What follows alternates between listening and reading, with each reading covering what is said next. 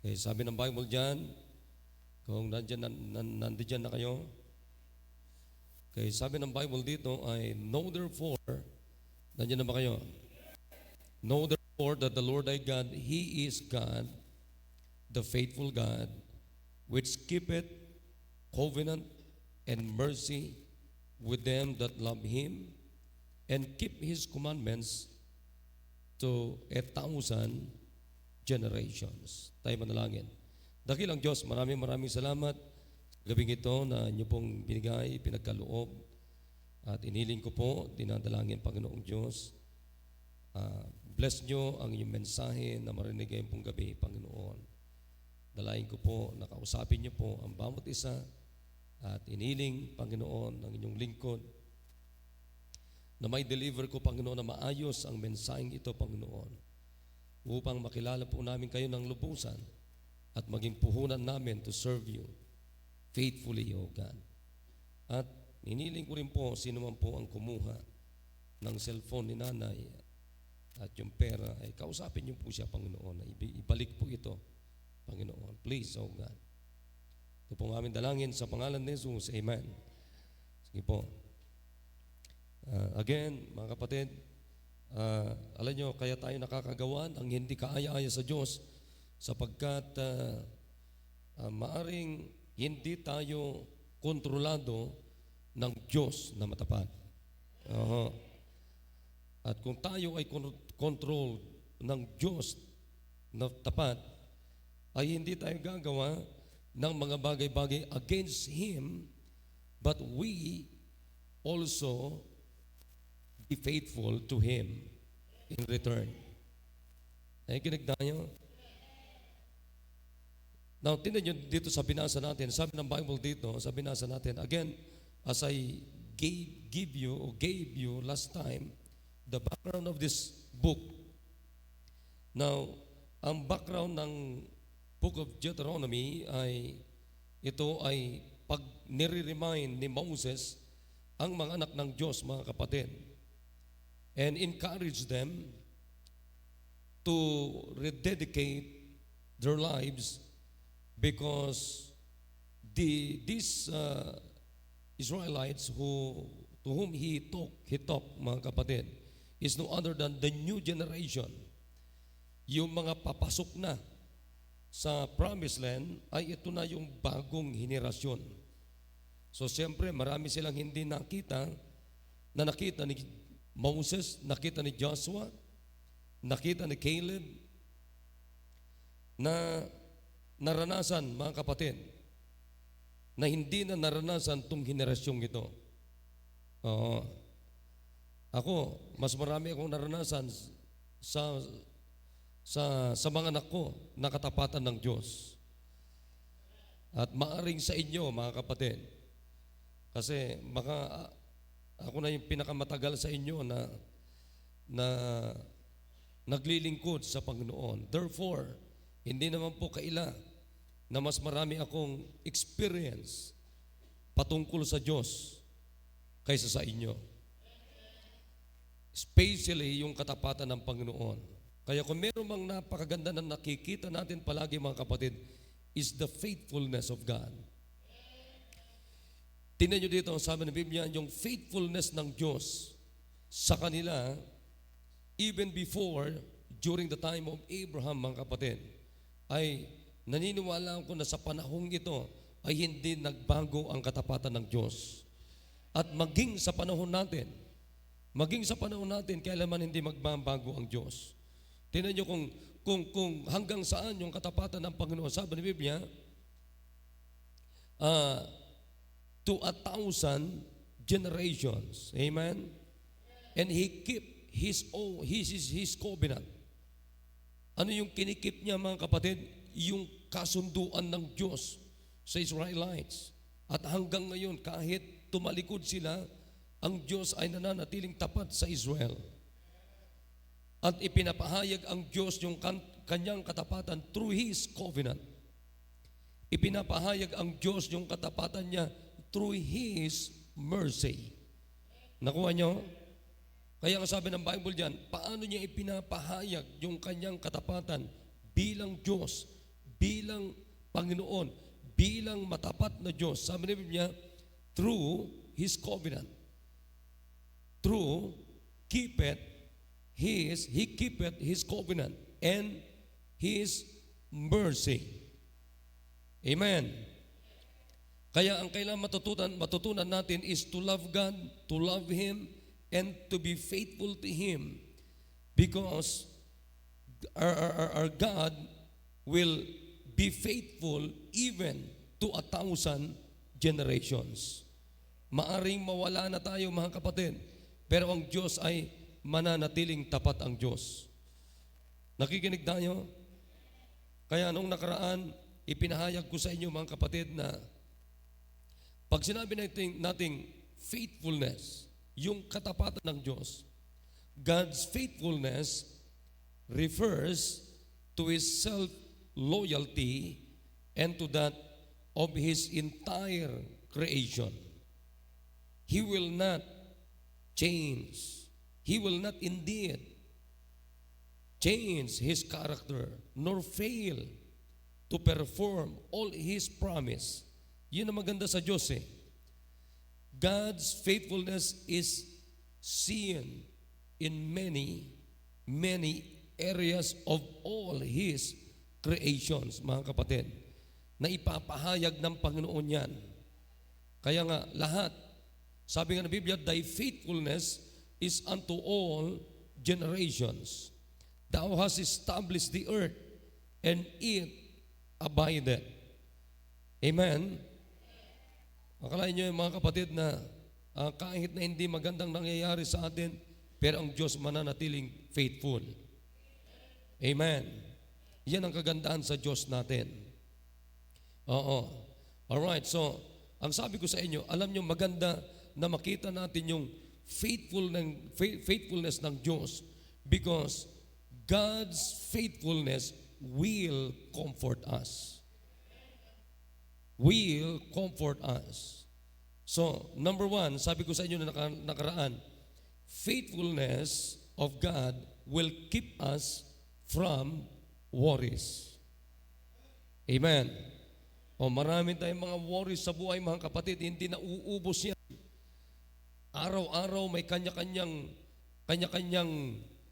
difficulties ng ating buhay, may kanya-kanyang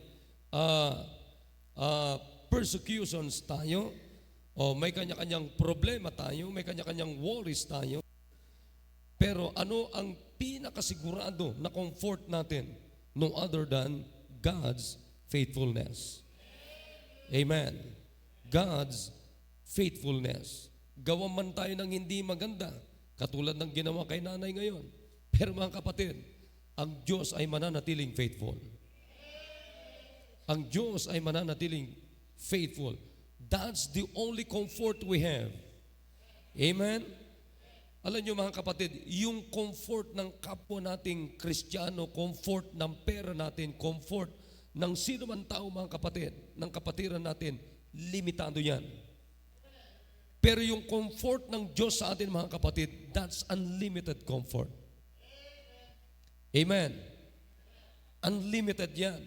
Alam niyo, kahit marami kang pera kapatid, hindi maibibigay ang comfort na naibibigay ng Diyos sa atin. Naintindihan natin? Kahit magandang bahay mo, kapatid, pag nasunog na yan, wala ka ng comfort. Wala ka ng comfort. Kahit na may kakaibigan ka na sinasabi mo na, alam mo yung kaibigan ko, pastor, napakabait yon, super bait yon. At pag may kailangan ako, binibigay yan. Makinig kayo, huwag niyong tutulugan itong sinasabi ko sa inyo. Oo, pero makinig ka, isang araw mawawala din yan. Pero ang Diyos ay eternal. It means God's faithfulness is eternal. God's comfort is eternal. Amen? Yan ang kagandahan. So, ano ang maitutulong mga kapatid? Ano ang naiko-contribute ng katapatan ng Diyos sa atin? It will keeps us from all our worries in lives. Oo. Minsan may mga pagkakataon sa buhay natin na parang walang sino mang mag-comfort sa atin, di ba? Pero mga kapatid, ang Diyos ay perfect ang kanyang comfort sa atin. And this is now number 2. Let's go to the second points. Ito maganda to. Yung faithfulness ng Diyos, it will keep us from all our worries. But number 2, it will also keep us from complaining. God's faithfulness will keep us from complaining. Nakikinig? Sabi ng Bible dito sa Psalms 144 verse number 14, that our oxen may be strong to labor, that there be no breaking in nor going out, that there be not complaining in our streets.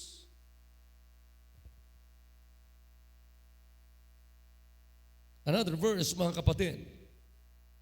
Alam niyo itong verse. Maaari na ito. Philippians 2:14. Punta natin ito. Philippians chapter 2 in verse number 14.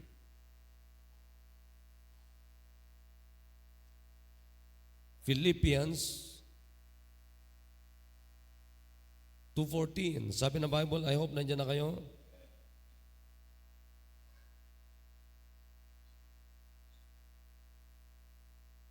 Ano sabi diyan? Do all things without murmurings and disputings, that ye may be blameless and harmless, the sons of God, without rebuke, in the midst of a crooked and perverse nation, among whom ye shine as lights in the world, holding forth the word of life, that I may rejoice in the day of Christ, that I have not turned in vain, neither labored in vain. Yea, and if be offered upon the sacrifice and service of your faith, I joy and rejoice with you all. For the same cause also do ye joy and rejoice with me. Now, alam niyo, napakaganda na matuto tayo mga kapatid. Ano mang gagawin natin, let's do it without murmurings and disputings. Amen? Anong ibig sabihin ng murmurings? Grumbling. Anong ibig sabihin ng disputings? Debate. Don't ever debate God. Amen? Don't ever debate God, but, mga kapatid, rather, we thank Him for His faithfulness. Nakikinig tayo? Kinakailangan mga kapatid, huwag nating i-debate ang Panginoon. Panginoon, bakit ganito nangyari sa akin? Bakit ganito ganyan? Don't debate God, but rather thank Him for His faithfulness. Amen? Pasalamatan natin, mga kapatid. God knows what's He's doing. Amen? Kailanman ang Diyos, walang pagkakataon, mga kapatid, na hindi niya alam ang kanyang ginagawa. He knows what He's doing because He is a perfect God. He is all-knowing God. Amen? Siya ay all-knowing na Diyos, mga kapatid. Tandaan niyo yan. Alam niya kung ano ang ginagawa niya. Sino lamang ang mga hindi nakakalam kanyang ginagawa? Mga tao. But God knows what He's doing. Because He's all-knowing God. He knows everything. He knows what is ahead. Amen? Alam na alam ng Diyos yan kung anong mangyayari mamaya. Alam ng Diyos kung anong mangyayari bukas. Alam ng Diyos kung anong mangyayari for eternity. Amen? Alam ng Diyos, mga kapatid. Alam niya kung anong ginagawa niya. Bakit? Because He is a faithful God. Kaya tayo bilang mga anak ng Diyos, ang pinakamagandang matutunan natin ay huwag magreklamo. Amen? Huwag tayong magreklamo. Sabi nga ng Bible dito, tinan nyo dito. Alam nyo ba minsan, pag nasanay tayo na magreklamo sa Diyos, diyan nagsisimula yung rebellion natin sa Diyos. Now let's go back to Deuteronomy chapter 1. Deuteronomy chapter 1 in verse number 26. Tingnan nyo dito. Sabi ng Bible diyan, notwithstanding, ye would not go up, but rebelled against the commandment of the Lord your God, and ye murmured in your tents, and said, because the Lord hated us, he hath brought us forth out of the land of Egypt, to deliver us into the hand of the Amorites, to destroy us. Akalain mo, ganon yung reklamo nila, whither shall we go up? Our brethren have discouraged our heart, saying, the people is greater and taller than we. The cities are great and walled up to heaven. And moreover, we have seen the sons of Anakims there. Alam nyo ba, itong mga taong nagreklamo sa Diyos, kay Moses, alam nyo ba kung anong nangyari sa kanila? Sila ay nagkandamatay sa wilderness. Nakikinig kayo mga kapatid? To tell you, to make this story short mga kapatid, kung babasahin mo yan, sasabihin ko sa inyo, yung mga nagsimula na nag-complain, nagreklamo sa Panginoon, the 10 spies mga kapatid, at nakahawas sila doon sa ibang mga Israelites. Alam niyo ba mga kapatid, yan yung simula na sa halip na sila ay maglakbay for 40 days from Egypt going to Promised Land, ay nagalit ang Diyos, kaya pinahaba ng Diyos yung kanilang journey from Egypt going to Promised Land, mga kapatid, from 40 days to 40 nights, naging 40 years. Imagine mga kapatid, isipin nyo na maigi, yung madadamay pag nagre-reklamo tayo sa Panginoon. Nakikinig tayo? Ulit mga kapatid, sa halip na magpasalamat tayo sa katapatan ng Diyos, huwag tayong magreklamo. Pinakamaganda magpasalamat tayo. Katulad yan, sabi ko sa inyo, iba't ibang worries meron tayo. Halimbawa, may sakit yung anak mo, di ba nag-worry ka, minsan hindi mo maintindihan, bakit yung anak ko pa? Tama? May sakit yung anak mo, bakit ako pa? Katulad yung nangyari kay nanay, mga kapatid, bakit siya pang nakawan? Do you understand, mga kapatid? I don't know, mga kapatid. Sige nga, how can you understand? Makinig kayo. Dito lahat ang tingin, please. Quit moving. Sige nga, can you understand what is happening tomorrow? Can you exactly explain what is happening tomorrow?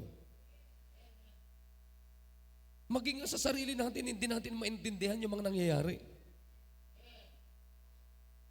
Amen? Minsan, mga kapatid, dumarating sa punto na mas madali tayong magreklamo kaysa magpasalamat sa katapatan ng Diyos. Come on, listen, makinig kayo sa akin. Minsan sinasabi natin, bakit ako pa ang dinapuan ng ganitong sakit? Naglilingkod naman ako sa iyo, Panginoon. Come on, amen? Bakit ako pa?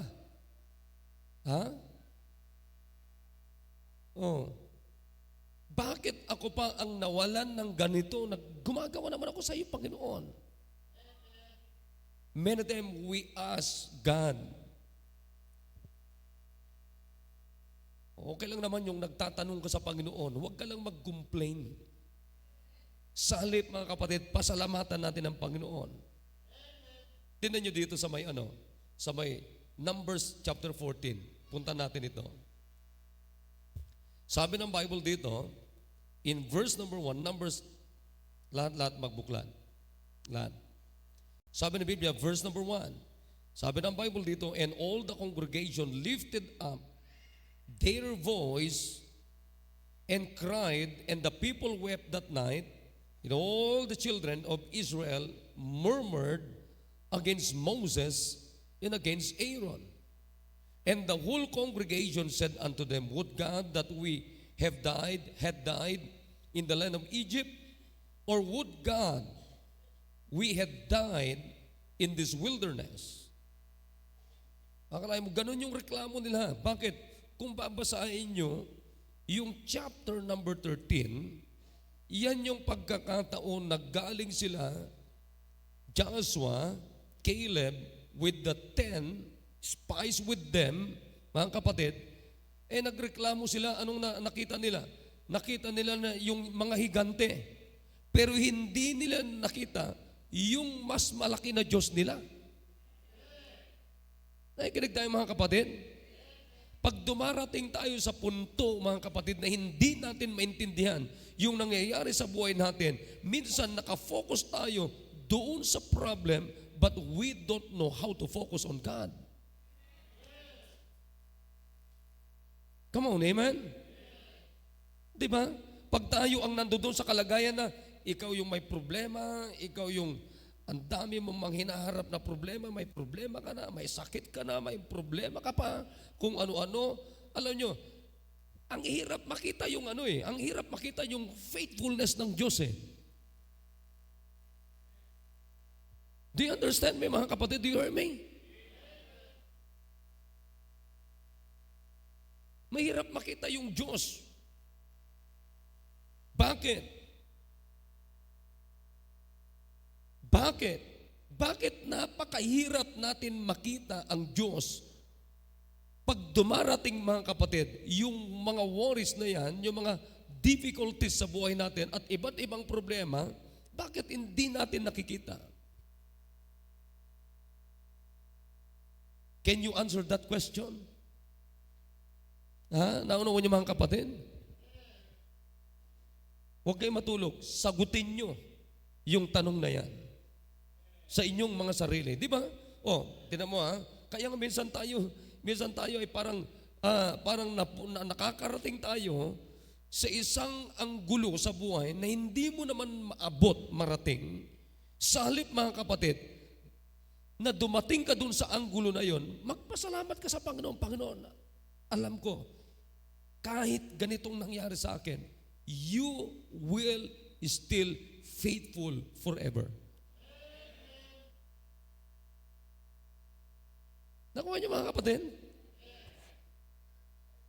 Kaya nga sabi ko sa inyo, mga kapatid, sabi ko sa inyo kanina, as I define the faithfulness of God, God's faithfulness refers to His self-loyalty and to that of His entire creation. He will not indeed change. Nakikinig, mga kapatid? Change His character, nor fail to perform all He has promised to us. Come on, amen? Kapatid, maniwala kayo sa akin. I've been serving God since 1995. Nanuhan nyo?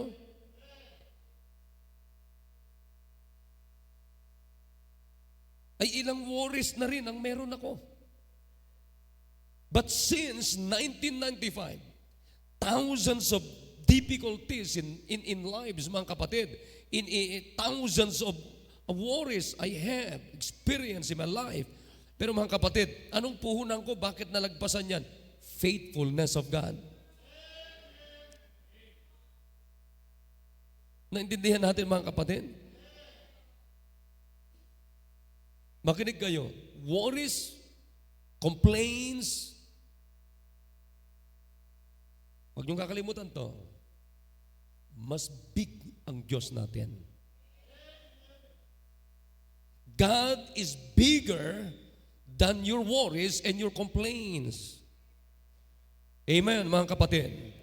Mas malaki ang Diyos natin. Yung karamdaman mo, mas malaki ang Diyos natin.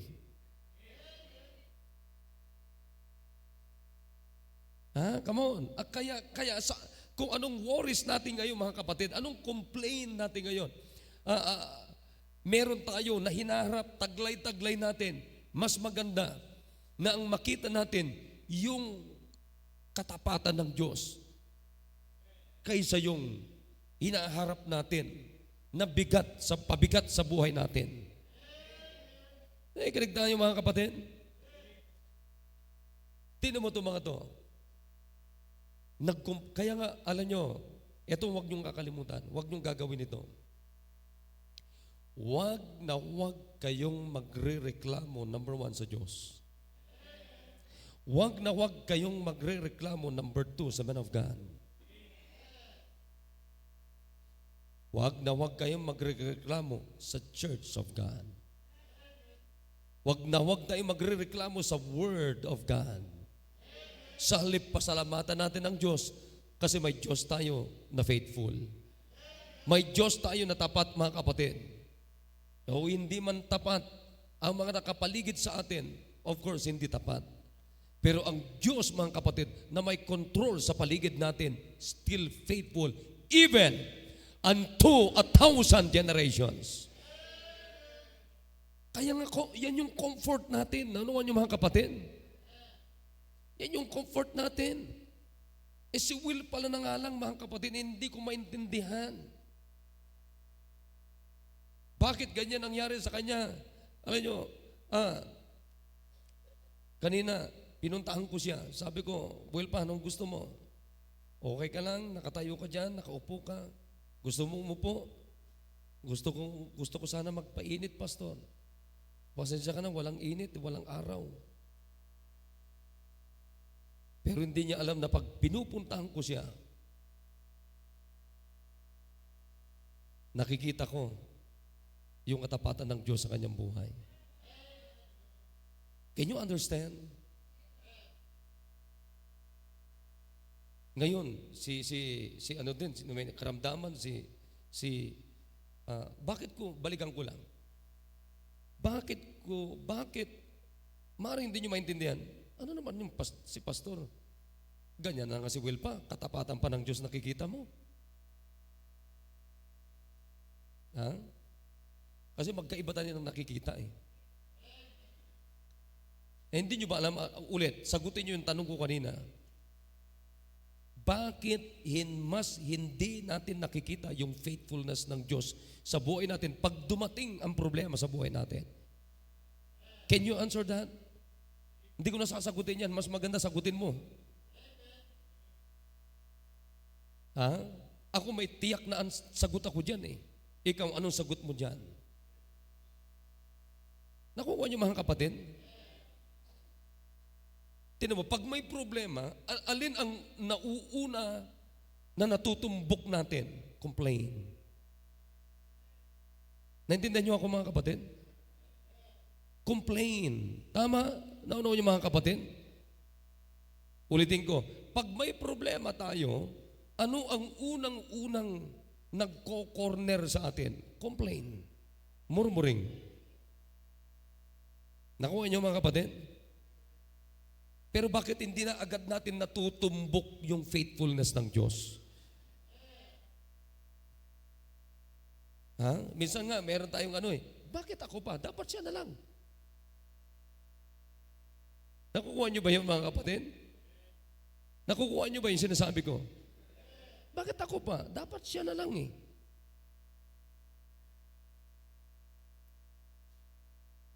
Alam nyo, ang tanong, that's another question. Bakit sa'yo napunta yung ganyang problema? Bakit hindi sa kanya? That's number 2 question. Sagutin mo yan. Ako may sagot ako dyan. Pero mas maganda, sagutin mo. Naintindihan nyo? Amen? Alam nyo, mas maganda yung,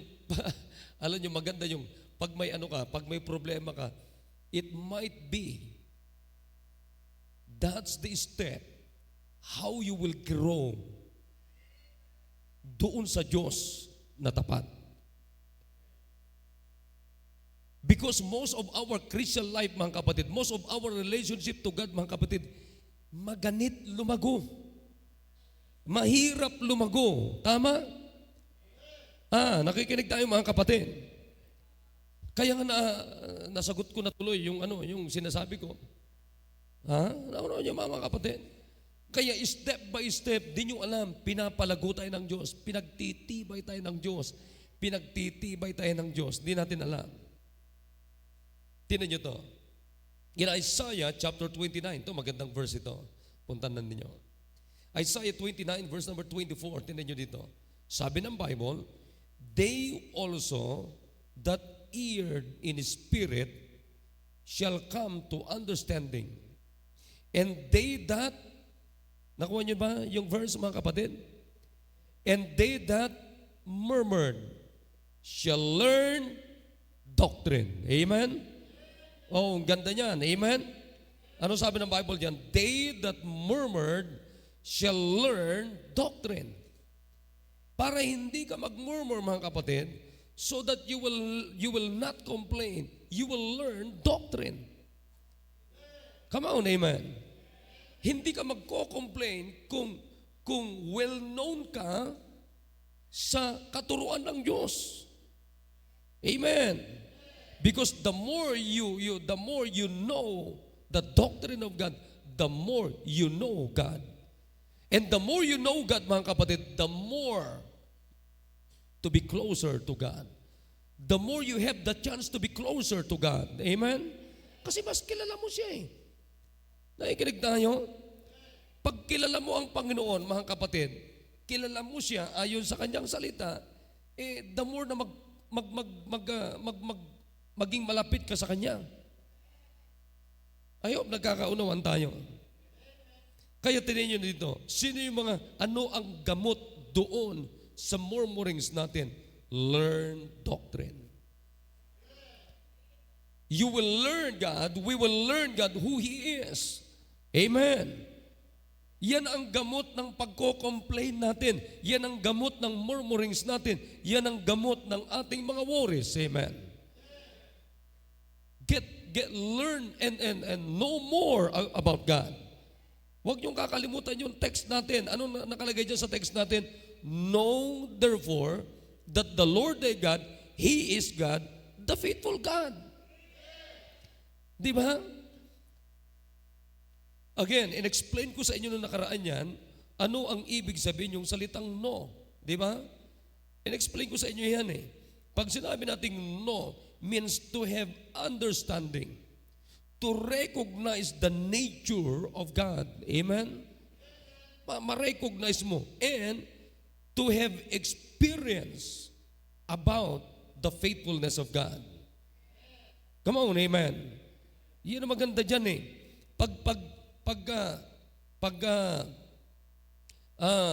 Marami tayong experience na ang Diyos, marami tayong experience patungkol sa katapatan ng Diyos. Marami tayong experience, mga kapatid, patungkol sa Diyos. Alam niyo ba? Yan ang gamot ng ating complaints sa Panginoon. Ha? Amen? Kaya mo lang. O, katulad ngayon, ay hindi man ibabalik yung mas maganda na ilagay natin sa kamay ng Diyos. Sino mang gumawa niyan? Ilagay mo sa kamay ng Panginoon, mas maganda, pag ako lang, gusto ko putulin ko yung kamay niya. Oo, kung ako yun, puputulin ko talaga, babarilin ko talaga yung kamay niya. Pero mas maalam ang Diyos. Ha? Mas maalam ang Panginoon. Parang dito nung araw, kaaga-aga, kinuha yung pang-aga yun, morning yun Sunday morning. Kabibigay lamang yung pang sundo. Abay nawala. Sabi ko, ganun pambira naman to, balik nyo to, walang kumuha niyan, kundi tayo lang dito. Kaya kanina, kayo mga nandito, kayo lang din.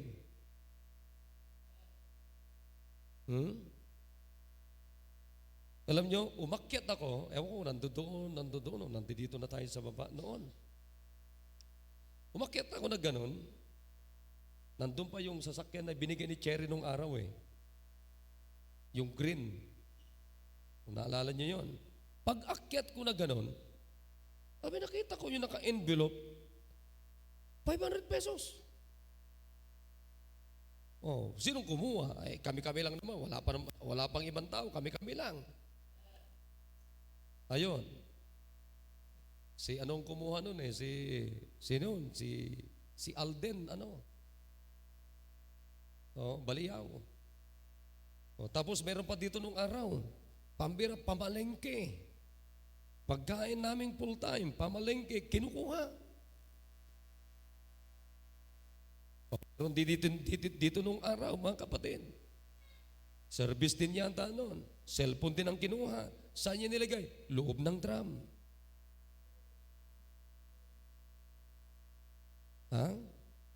Ay, sasabihin ko sa inyo, marami na akong nakasama na experience na iba-iba na. Magnanakaw kung ano-ano. Meron din ako nakasama. Nandito pa yung iba. Nag-brown out. Kumuha ng mga paninda doon kay Gloria. Nandito pa yan.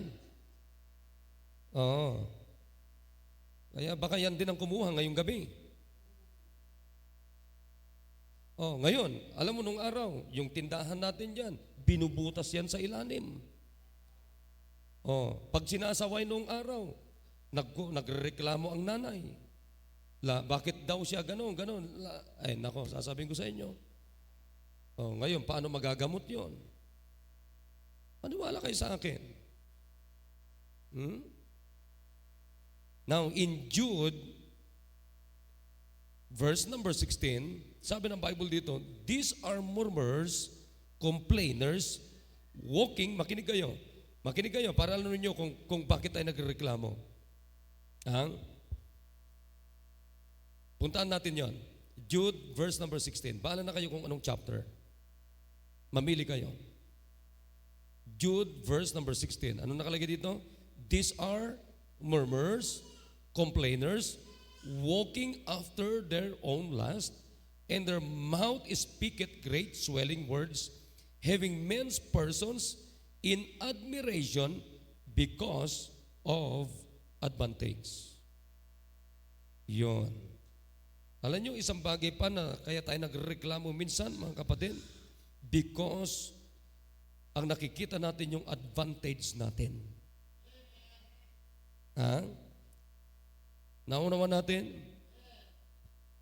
Kaya napakalaga na ang lagi natin nakikita yung katapatan ng Diyos. Amen? Alam mo, pag nakita mo yung katapatan ng Diyos, gamot yan ng ating mga worries. Yung katapatan ng Diyos, mga kapatid, gamot yan ng ating mga complaints sa buhay. Amen? Comfort natin yan. Nakikinig tayo? Kasi alam nyo, yung worries natin sa buhay, hindi mauubos yan. Kapatid, makinig kayo, kahit gaano kakatagal na Kristiyano, aminin natin hindi, may mga pagkakataon sa buhay natin, nakakapag-complain tayo. Nakakapag-murmur tayo. Amen? Kaya salamat na may salita ng Diyos para ituwid tayo, iayos tayo. Kaya nga pag dumating tayo sa punto na ganyan na laman natin, kapatid, ang umiiral. Alin yung puntahan natin na corner? Yung corner na katapatan ng Diyos. Amen. Doon tayo. At sasabihin mo, Panginoon, ito man nangyari sa akin. Pero, makinig kayo, hindi naman, pag may mga worries naman tayo, mga kapatid, at complaints tayo, na hindi naman tayo nagko-complain na may sama ng loob, kundi hindi naman tayo nagko-complain sa Panginoon, kundi nagko-complain tayo sa mga taong alam natin na hindi ka naman gagawa ng ganyan, pero ginawang ka. Nakuha niyo yung sinasabi ko, mga kapatid. Pero maging anumang bagay sa buhay natin, ang pinaka-comfort talaga natin, kapatid, is yung faithfulness ng Diyos. Do you hear me tonight, mga kapatid? Naanuhan niyo ba yung sinasabi ko na yan? Whatever worries in our lives, mga kapatid, kailanman darating sa iyo yan. At alam mo yan na darating yan. Maaring ngayon wala, pero bukas darating yan o sa susunod na araw. Pero the only comfort na unlimited na comfort natin is God's faithfulness. Come on, amen? Naunawan niyo ba yung salitang comfort? Naunawan niyo ba yung mga kapatid? Ang ibig sabihin mga kapatid is to give you strength. Hope, comfort means to give you strength and hope. Di ba pag may problema tayo, parang wala, hopeless tayo? Amen! Parang hinanghina tayo, pag may worries tayo, parang wala na tayong lakas, parang hopeless na tayo. Kaya nga, nandiyan, puntahan natin yung corner ng Diyos na siya'y matapat. And that will give us strength. And that will give us hope again. It will give the ease of trouble. It will give us assistance. Amen. It will give us support. It will give us consolation in time of trouble and worries of lives. It will give us relief. It will encourage us. Di ba? Minsan pag kung sino sinisisi mo siguro si ganito, siguro si ganito, siguro si ganito. Wala, hindi mo nakita Di ba? Sa colloquial na pananalita, anong sinasabi natin? Ipasa Diyos ko na lang ito.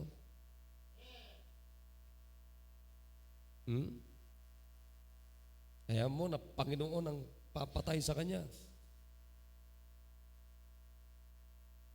Oh, yeah. Tingnan niyo mga kapatid na, kinuha mo yun. Makinig kayo. Mauubos din mo rin yan. Pero makinig ka, mauubos mo din yung halagang yan, pero yung guilt mo, magpapahirap sa'yo.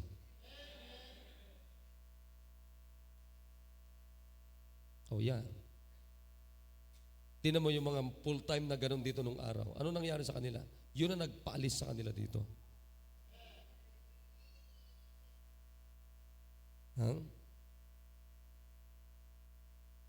Ang problema, wala na sila dito, pero magnanakaw pa rin sila. Kaya ang pinakamaganda mga kapatid, nakawan man tayo or what, pupuntahan natin yung tapatan ng Diyos. Sapagkat yan lamang ang magko-comfort sa atin. Unang-una, wala namang siguro, wala namang mga kapatid, wala namang, alam mo, gusto kong nakawan ako. Meron bang nagsasabing ganito? Naghahanap ako ng magdanakaw, nakawan ako. Wala naman Kaya normal, minsan may mga worries tayo pag ninakawan ka. Bakit hindi mo inaasahan Tama? Tama? Pero again, mga kapatid, puntahan natin ang Diyos at ang Panginoon ay tapat sa atin. Oh, I like Job. Amen? Tingnan mo si Job. Anak niya, kinuha. Yung business niya, sa pool. Walop lahat. Pero anong sabi niya? Hubad ako na wala. Babalik ako sa Panginoon na wala. Di ba? Purihin ang Diyos. Anong sabi niya? Anong nangyari? Anong nangyari? At the end of his life, mga kapatid, dinoble lahat ng Diyos yung ari-arian niya. Bakit? Ang nag-comfort sa kanya, yung katapatan ng Diyos. Kaya ngayong gabi, mga kapatid, maraming aksidente sa paligid natin, pero sa Diyos walang aksidente. Amen? Tumayo tayo. Let's go back, or let's go to our God, to His faithfulness. Yan lamang ang comfort natin.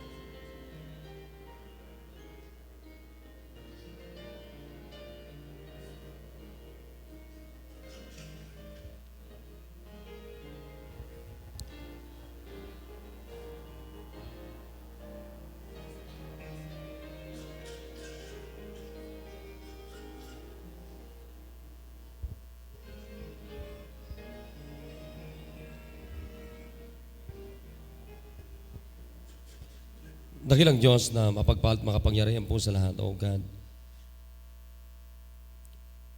The reality of lives, O God. There's a lot of worries in our lives. There's a lot of difficulties, problems in our lives, O God. Kaya nakakarating po kami, Panginoon, sa punto, Panginoon, ng pagkukomplain. But, O God, thank you so much. The only comfort that we have, O God, is your faithfulness to us. Panginoon, tulungan niyo ka po kami. May mga anak po kayo, Panginoon, na nandun po sila sa kalagayan, Panginoon, na napakabigat po ang daladala nila, Panginoon. Pero, O God, wala naman po kaming ibang katulad ninyo na magko-comfort kundi kayo lamang po. So please, dalihin niyo po ang mga anak ninyo, Panginoon, maging ang mga anak niyo po na tiklop tuhod, mga anak niyo po na nakikinig sa Facebook Live, O God. Dalhin niyo po sila sa Google Meet, dalhin niyo po sila, Panginoon. Sa tunay na comfort, wala pong iba kundi sa inyong salita, sa inyo mismo, Panginoon. The Holy Spirit of God that we have, siya lamang po ang comfort namin pag dumating kami sa ganito. Minsan dumarating po kami na ayaw na po namin mag-move on, Panginoon. It is because of these difficulties, these worries in lives, O God. But thank you na meron kaming comfort sapagkat kayo po, Panginoon, ay tapat na Diyos namin. Salamat po. Pagpalain niyo po yung mga anak, Panginoon. Bless them, O God. For in Jesus' name, Amen. Alright, so I hope, palagay niyo, may natutunan ba tayo ngayong gabi? Amen?